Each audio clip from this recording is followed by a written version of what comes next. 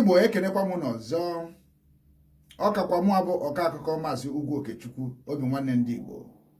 Na-enye na aka na-atụsa na ife onyonyo anyị a ka ọ na-ejete ebe tara aka. Ife ọzọ nji wee bịa n'ụbọchị taata bụ o nwere otu nwanne anyị nwaanyị nke a na-akpọ Dr. Arikana, nke onye ọbụla mma bụ onye na-anọchitekwara otu onye na-anọchitekwara Afrịka anya na mba Amerịka, bụ nke na-enwe nsogbu wit ndị ọcha. Nwaanyị a nwere okwu o kwuru metụtara m nke ukwuu, nji wee sị ka m mee nya bụ ife onyonyo. Ọ rụtụchara aka n'ebe dị iche iche, nke bụ na anyị na-ekiri ya, anyị na-aghọta ebe nsogbu anyị dị. Ọ ka mma na anyị mara ebe nsogbu anyị dị, anyị wee chọba ya, ma anyị amalụ ebe nsogbu anyị nọ, anyị na-achị ya. Nwaanyị a ekwuo na ebe ọ dara ụda. Nsogbu anyị na-enwe ike ya ọkara, ọ bụkwa ndị ọcha bụ nsogbu ahụ. Ọ na-ekwu ka ndị Afrịka kpachapụ anya maka na ihe na-abịara ha n'iru ọ bụrụkwa ihe a ga-eji anya wee na-ekiri, o were ntị na-anụ wee gba nkịtị. Ka anyị nukere na nwaanyị a, ka anyị gekere na nwaanyị a ntị n'onu, anyị gechi ya ntị n'onu, anyị atụgharị uche anyị wee mara na agwọ nọ n'Afrịka n'Afrịka ala Igbo. Ekenekwa m unu. So it's beautiful to listen to our children talk about the African Union, the model African Union. But I ask you children to take it a little bit further. It doesn't end with just a conversation about corruption in Africa. The bigger corruption in Africa is coming from outside. Try flying low over the DRC. You're going to see tarmacs in the middle of the jungle. You're going to see 747s flying into the DRC, picking up minerals and flying right outside the country. Do you think those multinationals are going to want to see peace in the DRC? Do you think they're going to want to see peace in South Sudan? No. A stable Africa is an Africa that cannot be exploited. So they will see to it that there will never be peace in Africa by any means necessary, unless you come to the table and do something about it. For a continent that doesn't have a single gun manufacturing company, we simply have endless supply of guns. How?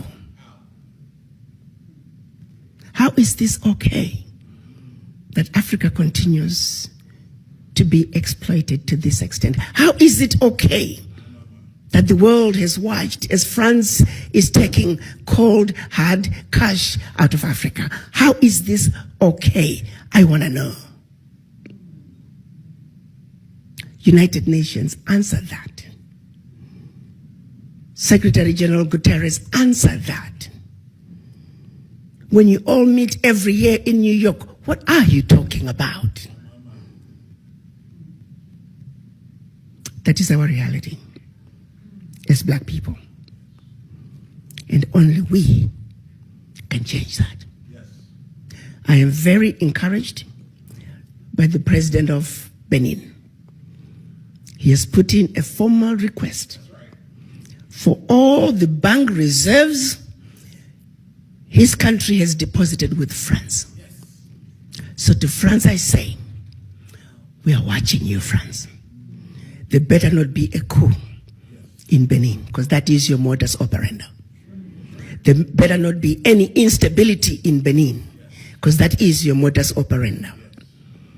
I'm hoping that the rest of the West African countries, quote unquote, former French colonies, can also demand a refund of their deposits. Africa is on the move. Let's join hands. Let's support those countries in what they have started. And since I'm standing here in a historical Black college, that education and understanding is start with you, our youth. This is a fight that I know very well that we will not be able to finish. But golly, we want to make sure that you understand fully what is going on. So when we pass the baton, you understand the issues. No more shall we continue to be ignorant. Our eyes are open. We know our Africa. we are going to reconnect with our roots. African Americans, you must understand there is a void that is deep in each and everyone's subconscious. It is a void that affects everything you do. First, you must understand you have that void. In this country, with the exception of the American Indians, everybody is a foreigner. And everybody has their roots outside the United States. And the rest of the races are connected to their roots, with the exception of the African Americans. You're too busy running away from your roots. You're busy denying who you are. Well, guess what? It is what it is. You are an African, and Africa is home. And the sooner you wake up and realize and accept that Africa is home, the sooner you're going to fill that void. For as long as that voice is in you, you're always going to be like a ship without an anchor. The wind blows this way, here you go. The wind blows the other way, here we go. Find your base. Go home. Africa is where you belong. And Africa is where your roots are. Thank you. But as I began to make a diagnosis, I analyzed the situation, and my final assessment was that the ignorance that the world has about Africa is the disease that I must fight. So I set out to have a plan, and I began implementation.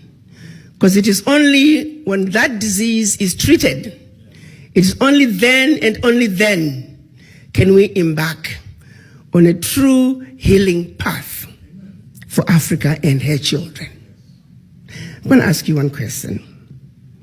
If I were to ask you right now, all of you, what color is the devil? I want you to answer that question to yourself.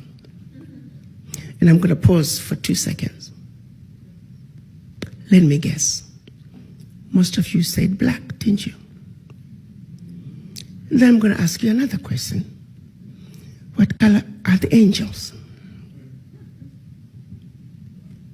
Let me guess. Most of you said white. Who has seen either?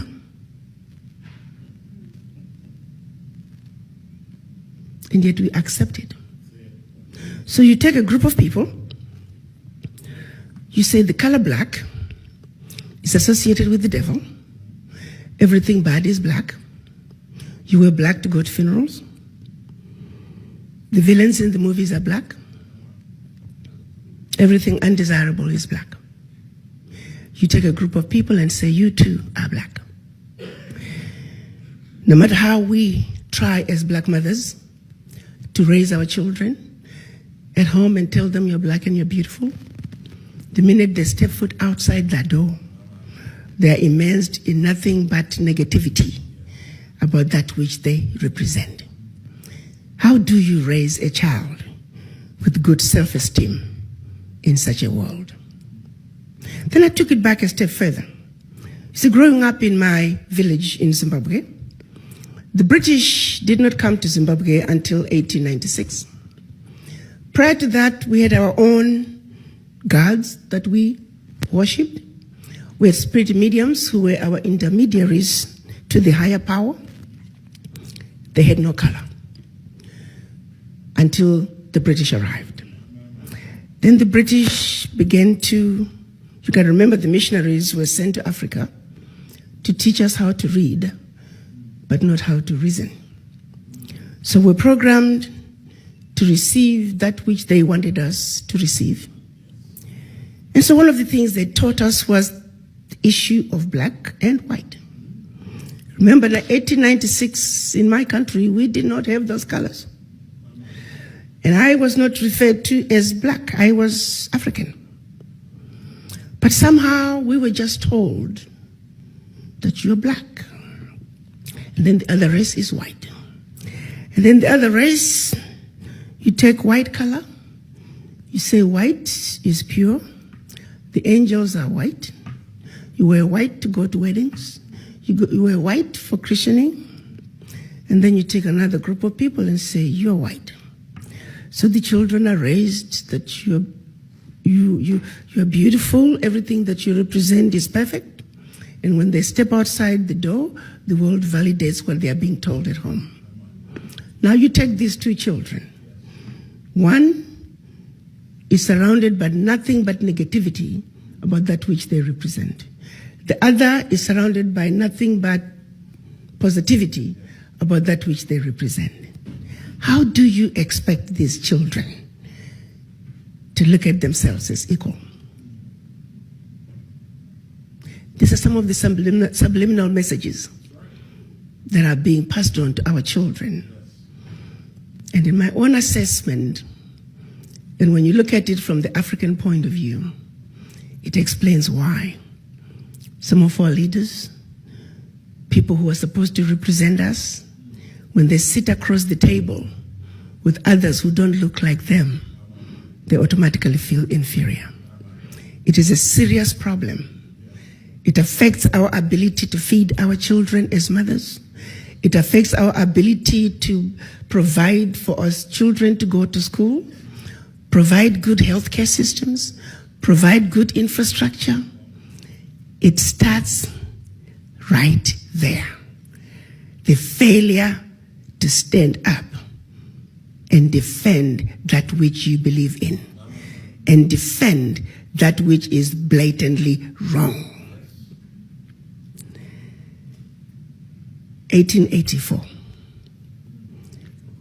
after the colonizers had been running around our continent of Africa,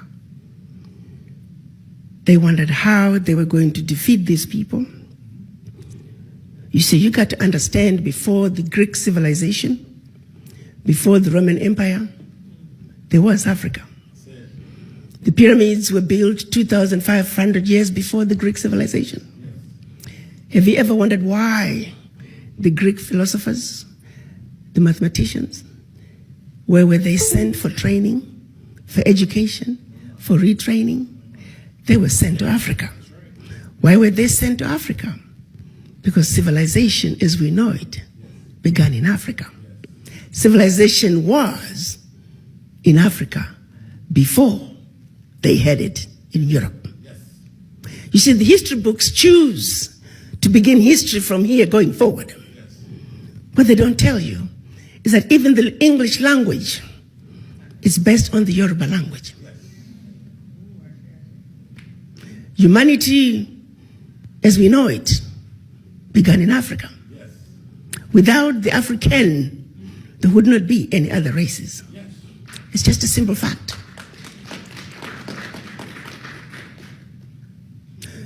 So they came together and set out a plan.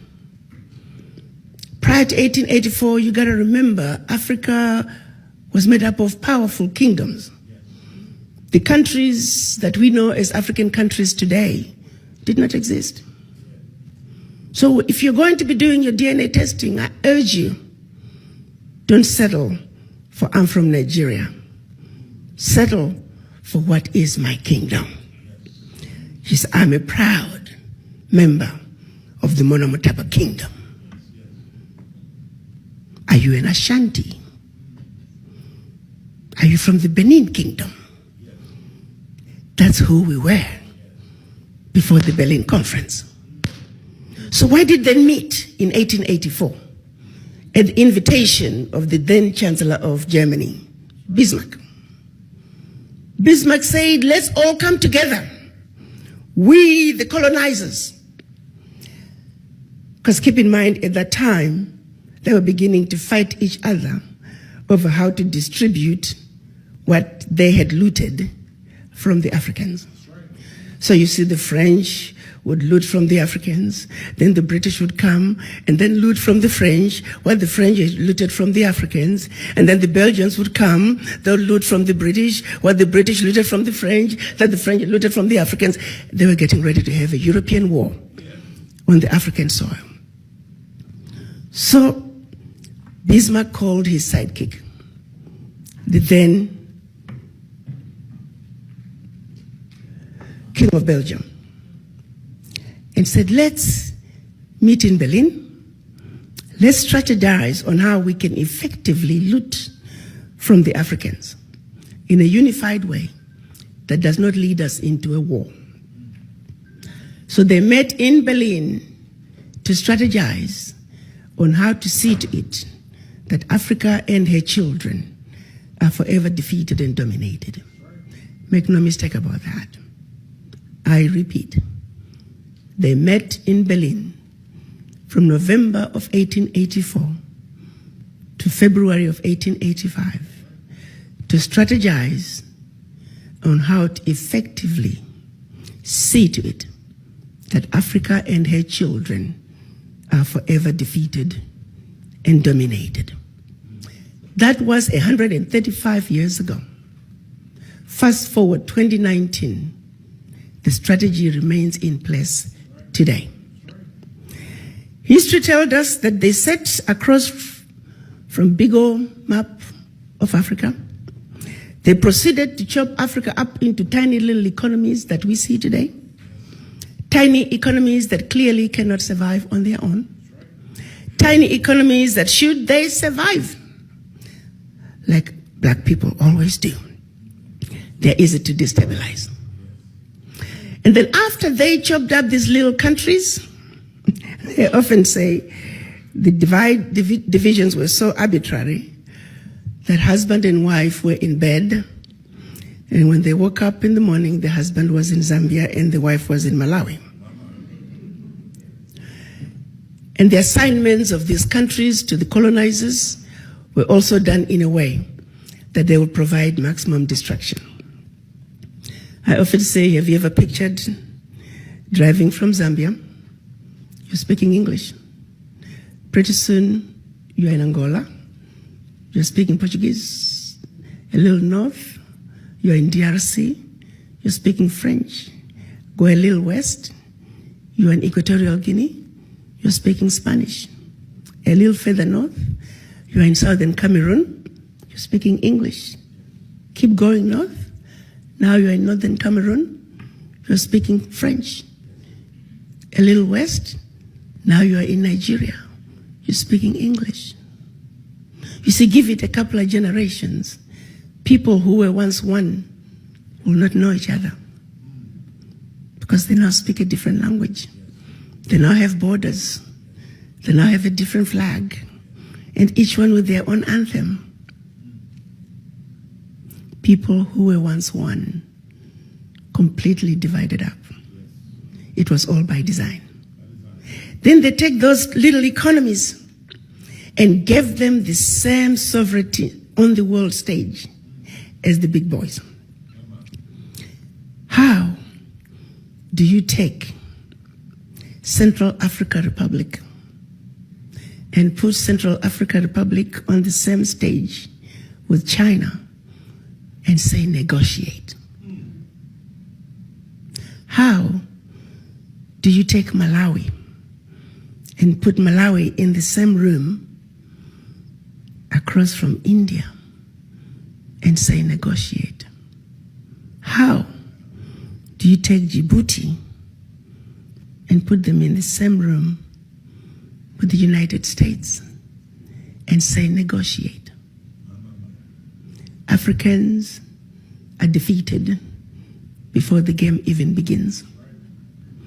I often use an example of taking my poor husband, if you knew him, and put him in the same boxing ring with Mike Tyson. He said, my husband will collapse before he even gets on the stage. And when he collapses, it's like, what's wrong with you, Dr. Carl? Can't you fight Mike Tyson? The world is not fair. So when we find ourselves being thrown, oh, African leaders are corrupt, oh, that's a big one. They will hit you with that every time. And every time it's supposed to be a conversation stopper about Africa. You see, after they divided us up into the tiny little economies that we are today, then between 1958 and 1961, they started giving us quote-unquote independence. France did something absolutely deplorable. Made the former, and I'm going to use the word former loosely, French colonies, because they still are colonized, sign a document which they called the Pact for the Continuation of Colonization. Dig this. On one hand, we're giving you your independence, but on the other hand, sign this document that you are agreeing to continue to be colonized. So two countries said, no way, Jose, we aren't doing this, Guinea and Mali. The French could not understand it. How could an African country dare not want to be affiliated with France? So in their anger, history tells us that they went into those two countries, took everything that they thought they had brought. To hear Mugabe put it, they even took the last teaspoon and the last chair, proceeded to pour concrete into the sewage pipes, completely devastating the two economies. This was also done as a way of letting the other countries know that should you refuse to sign this document, this is the fate that awaits you. So the rest of the country signed. Fast forward, 2019, the Pact for the Continuation of Colonization remains in place. What is special about this? The Pact for the Continuation of Colonization said, 1, you Africans, you do not know how to manage your money. You shall deposit 85% of your bank reserves with the French Central Bank under the control of the French Minister of Finance. The French government will take all your monies, collectively invest your monies in the French stock market under the French name. And you don't have to know what the returns are. Should you wish to access some of your money, keep in mind that countries are now left with only 15% of their reserves. You have to submit your country's financial report. And if approved, you get to access up to 20% of your deposits from the previous year as a loan at commercial interest rates. I'm going to repeat that. Should you want to access some of your own money, you have to submit your own country's financial report. And if approved, you get it as a loan at commercial interest rate. So you go from having a humongous credit with France to now owing France for borrowing your own money, a loan that you'll never be able to finish paying. They also said, all your minerals discovered and yet to be discovered, French companies have the first right of refusal. You go to those countries today, all major contracts, French companies have the first right of refusal. The water supply, the power supply, the mining fixtures, the oil rigs, roads construction, airports, French companies have the first right of refusal. If anything is left, the people in your country may get it. They also said, your military can only be trained by France. You can only purchase military equipment from France. France shall have military presence in your country and can invade your country without notice if France feels that her interests in your country are being violated. What constitutes a violation? If you decide to pull from the pact. Keep in mind, as part of the financial situation, France also created a special currency just for West African countries and Central African countries that is called a CFA. And that France is the only country that can print your money.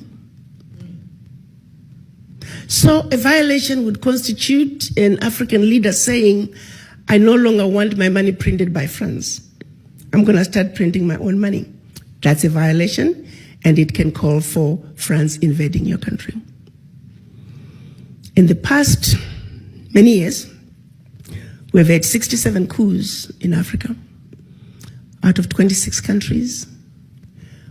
Of the 26 countries, the coups, 16 coups, were 16 countries were former French colonies. To date, 22 African leaders were assassinated during a coup, documented all of them. France was behind it, simply because France felt they were quote-unquote threatening French interests by wanting to pull out of this horrible, horrible pact. 2019, nothing has changed. Countries are still depositing their funds to France. French companies still have first right of refusal. So if you are an African president, newly appointed, your first day in office, your chief of staff comes to you and reads to you the do's and don'ts as stipulated by the Pact for the Continuation of Colonization. Mr. President, you have given up your financial resources. You have given up control of your natural resources. You have given up your military. What power do you have? May I take you back to the question? When people start the conversation with corruption in Africa, I give it to you. I'm not disagreeing. We have corruption in Africa, but who doesn't have corruption on earth? Which country, which continent, which region is free of corruption? And yet what happens in Africa, so much light is shone on it. And when the same thing happens elsewhere, it's minimized.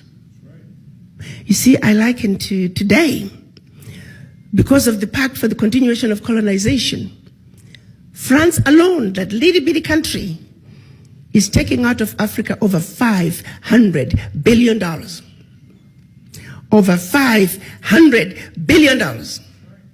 And by the time they finish investing that money into the French stock market, they're realizing trillions of dollars in any given year.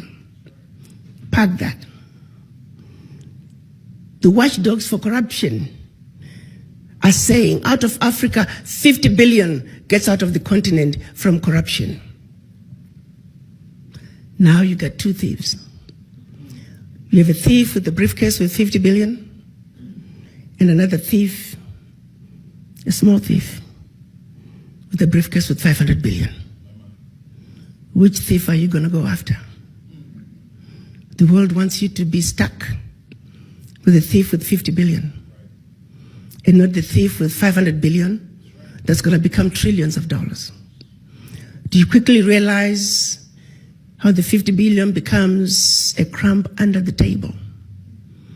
And we are meant to fight each other for which one of the brothers has gotten a larger chunk under the table.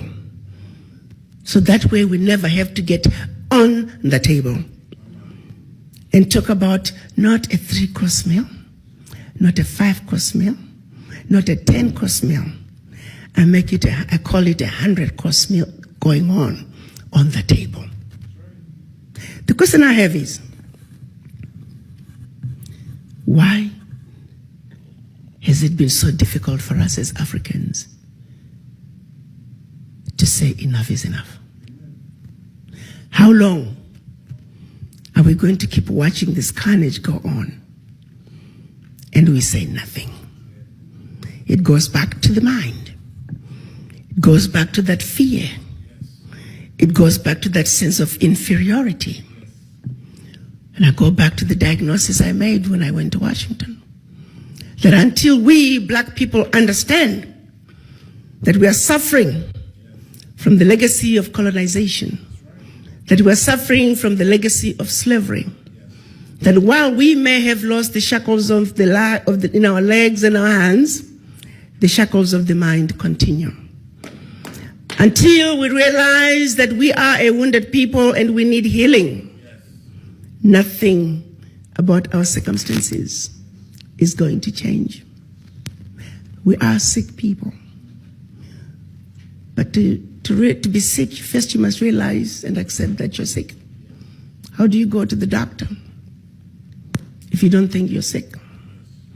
We are not only in the doctor's waiting room on an outpatient basis.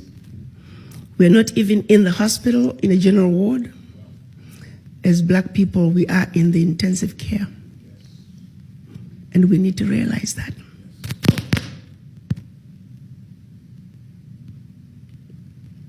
United Nations. It is a body that's supposed to be the watchdog for human rights violations. France is on the UN Security Council. And you see me pick up on France.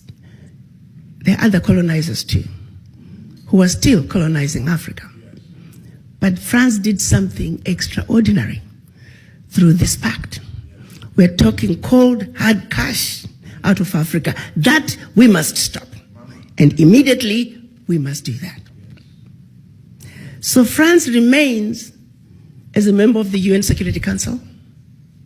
And yet France today remains one of the biggest perpetrators of human rights violations in Africa. And everybody is giving it, the world is giving it a blind eye. France remains the biggest risk to peace and security in Africa today. And nobody is talking about it. So I decided that if I am going to deliver on my mandate as the African Union representative to the United States, our people must know the truth and nothing but the truth. That no more shall we continue to be fed lies or be fed information that the powers that be feel we must know and stop there. We will know the truth. And so it is.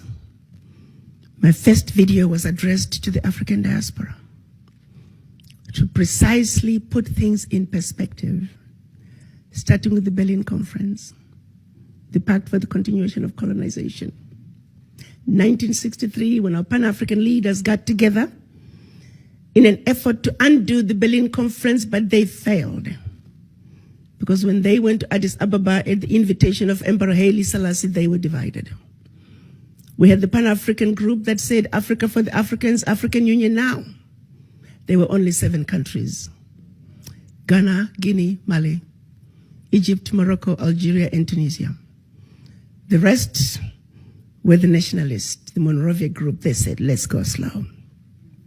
So it is they won. We often say Africa lost when the Pan-African group, the Casablanca group, lost.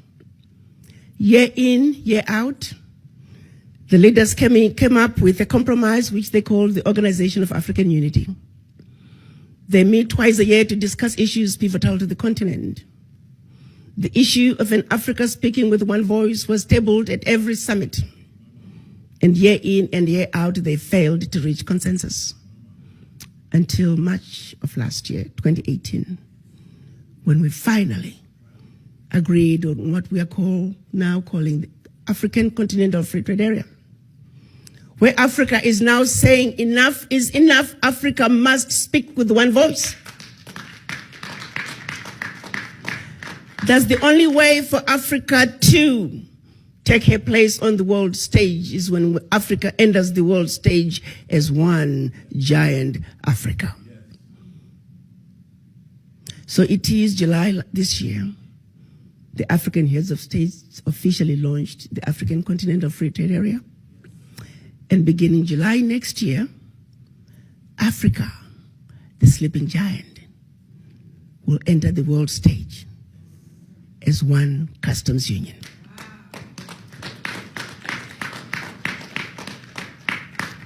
It's been a long journey. I call it a 700-year courtship, and that goes back to when the colonizers first came to Africa. I'm calling it a 56-year pregnancy. That's when our Pan-African leaders met in 1963 and started the conversation about a united Africa speaking with one voice. The baby is now born, and her name is the African Continental Free Trade Area. You see, the children of Africa must realize that now we need diapers, We need formula. There are going to be sleepless nights. This baby's going to cry. This baby's going to throw tantrums. We need to be ready to take care of this baby. And the only way to effectively take care of this baby is when the children of Africa are walking and get rid of the shackles of the mind. Because if we do not wake up as a race, if we do not realize that we are suffering from this affliction, if we do not seek the help that we need and the healing that we must have, guess what's going to happen come July? You see, well, you got to understand what the African Continental Free Trade Area is doing. The African Continental Free Trade Area is creating an economy that's $3 trillion with a workforce intra-Africa of 1.27 billion. An environment that you can spread and grow your business like wildfire from one country to the other. The borders that have kept us from trading with each other as African countries are in the process of being melted as we speak. Beginning July 9 next year, 90% of all goods being traded within Africa are going to be zero duty. We're looking at quadrupling intra-Africa trade in the next 5 years. Africa is on the move. The question is, are the children of Africa ready to step up and take what is rightfully yours? You got to understand, around the globe, as black people, the reason we are so disrespected is because we're poor. Most of us don't own anything. Singularly, while we were given our independence, the one thing that was denied from us is economic liberation. The African heads of states are saying, African wealth belongs to the African children. The African Union defines African diaspora as all people of African descent living outside Africa. The African Union is calling on its children to come home and, for a change, build the Africa that you want. The colonizers have been building the Africa that they want. The game is up. You see, you don't go to China and find black people driving the Chinese development agenda. You don't go to Europe. You don't go to Mexico, India, and find black people driving those regions' development agenda. The reality is, you must not, cannot, should not, and golly, will not go to Africa and find non-Africans driving the African continental development agenda. Unless, of course, you, the children of Africa, the inheritors of Africa's wealth, choose to vacate that place that has your name. The choice is yours. The environment is ready. And so, I'm on a mission to see to it that we, people of African descent, truly understand our Africa. Truly realize that we have been lied to, but that we're smart enough to know better. That we have been sleeping, that it's time to wake up. You see, a united African diaspora is a sleeping giant. It is the sleeping giant that is needed to bring the sustainable change that Africa desires.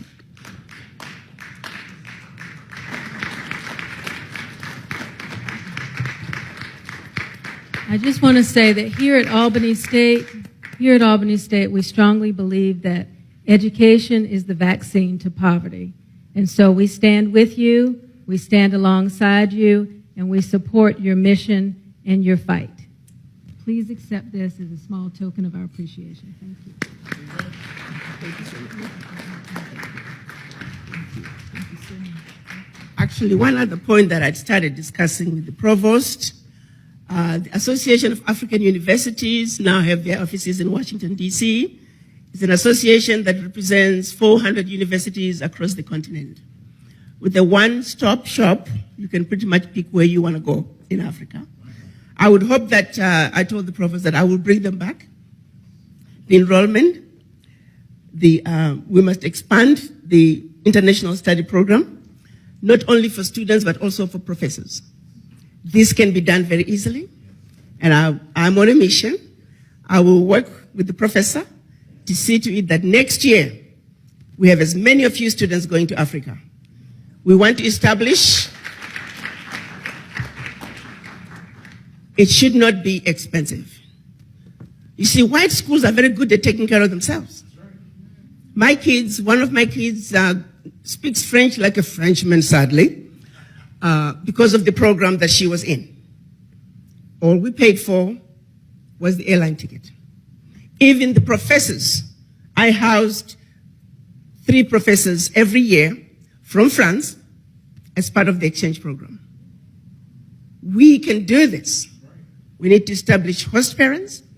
We need to start host parents in Africa and here. The schools must commit to accommodation.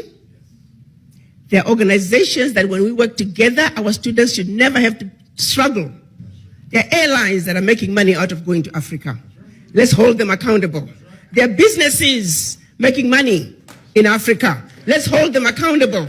There are many, there are very different ways that we can see to it that our children get to where they want to go. I want to give you my word.